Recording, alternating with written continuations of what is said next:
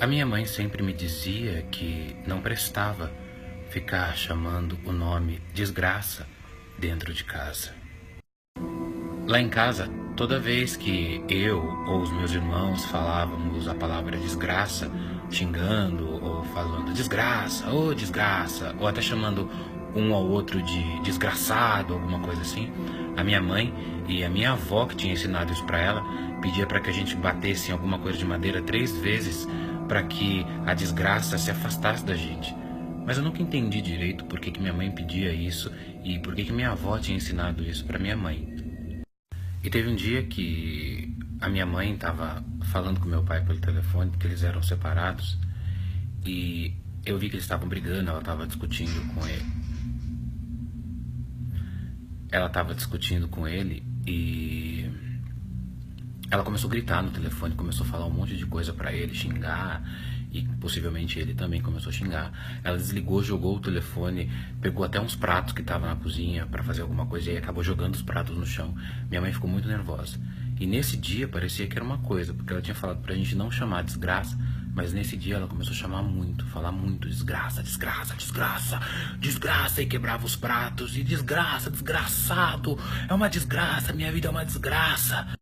E isso já era bem tarde da noite, assim, eu me tranquei no meu quarto, comecei a ficar com medo da minha mãe, porque ela começou a sair fora, né, sair fora de si, começou a chamar desgraça, e, enfim.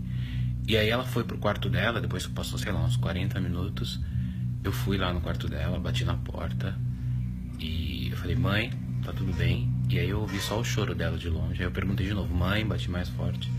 Aí ela, com uma voz serena, assim, entendendo que era eu, né, falou, não, tá tudo bem, Daniel.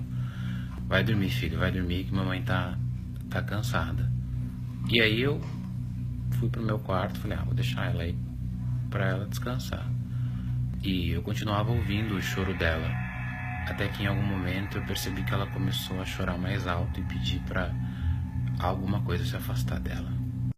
E aí aquele choro da minha mãe, que apenas eram sussurros, até então, começou a se tornar um pedido quase de ajuda de dentro do quarto dela, porque ela começou a... sai daqui, sai daqui, sai... E eu pensei que ela estava falando com meu pai no telefone, né? E como naquela época aí no celular não era tão comum, né? Não faz muito tempo, mas ela não tinha celular. Eu fui na sala para ver se ela estava com o telefone, mas o telefone estava no gancho e o telefone era de fio.